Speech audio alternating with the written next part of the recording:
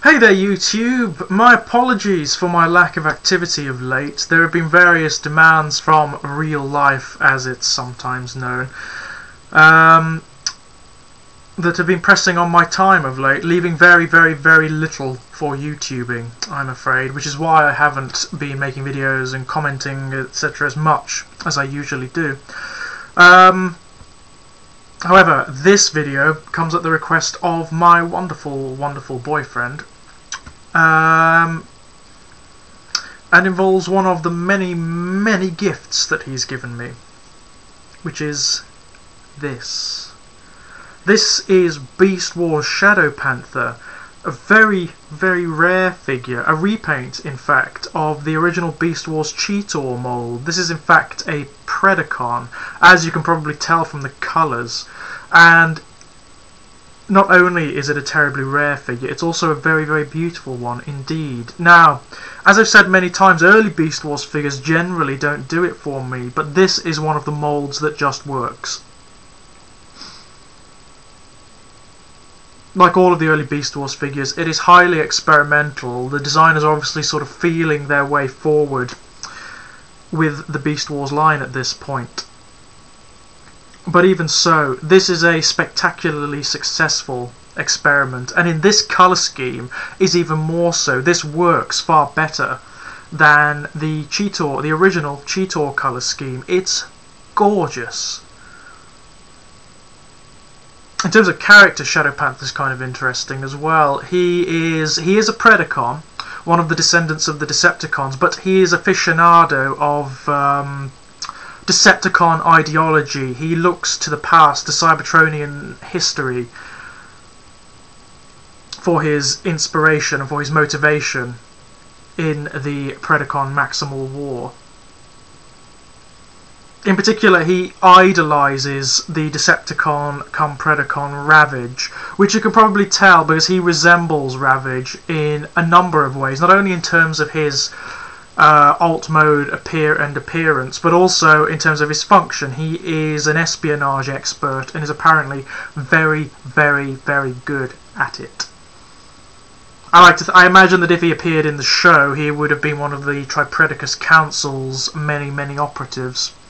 Sort of an understudy or an apprentice for Ravage, in fact.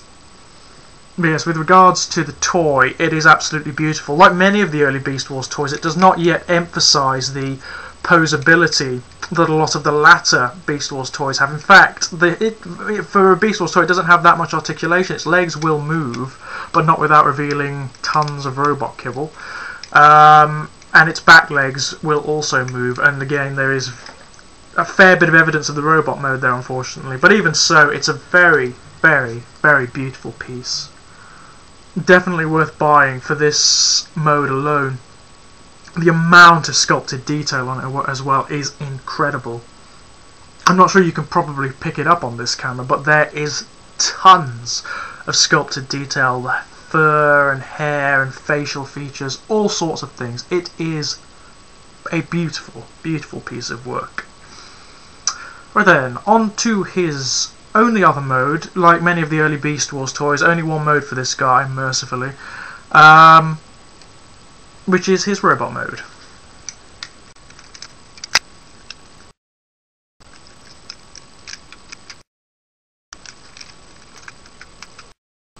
Now, there is Shadow Panther in his robot mode, and it's entirely successful. Although there is a reasonable amount of beast kibble in this mode, it all works. It all works to enhance the look of the robot. Many of the early Beast Wars toys are composed almost entirely of kibble, and it doesn't always work well.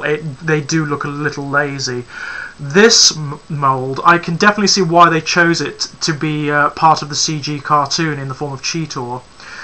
Because it just works. It works as a coherent robot, it works as a coherent alt mode. It is fantastically good. And unlike the Panther mode, beautifully articulated. Legs, arms will move any way you wish. The head doesn't really have much articulation, it will go up and down. Because it's a bizarre gimmick that some of the early Beast Wars toys had, which is the battle mask thing. They're like alternate heads. Mutant heads, if you like. that all of the earliest Beast Wars toys had, but which were never implemented in the cartoon and which were therefore not carried through into the latter Beast Wars lines. Yes, there is Shadow Panther in robot mode, and like all of the early Beast Wars toys as well, his weapons are actually parts of his beast mode anatomy. One of the features of early Beast Wars toys is that they had hidden weapons that were composed of their anatomy, and it also means that in both modes you don't have to have extraneous bits lying around everywhere. They just clip together and become part of whatever mode he's in, which is very, very, very nice indeed. Interestingly, he's also an example of just how different a repaint can make an existing model look. Although obviously he resembles Cheetor anatomically, the paint scheme makes him look distinct and different enough so that you can actually take this as a different character. It is obviously not Cheetor, which is very, very nice indeed. This is an excellent toy and a rarity as well. It's very difficult to get a hold of this, which is one of the many, many reasons I am extremely grateful to my boyfriend for getting it for me. Thank you very much indeed. So yes, that is Shadow Panther, and if you can get it, if you can get this repaint, then buy it. It is beautiful, especially if you like the Beast Wars toys. This is a real gem. It's not only a fascinating toy, and it's a brilliant character as well. I really like this guy, and what I'm after next, I believe, is a Ravage to go with him.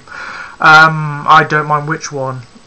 I'm just going to pick up whichever one I can find. There are two versions of Ravage in Beast Wars. There's the original mould, which is a repaint and a slight remould of Transmetal Cheetor, and then there's also a repaint of Transmetal 2 Cheetor, which is also a version of Ravage. Yes, it would be very nice to have the two of them. But yes, there is Shadow Panther. Stunning piece of work.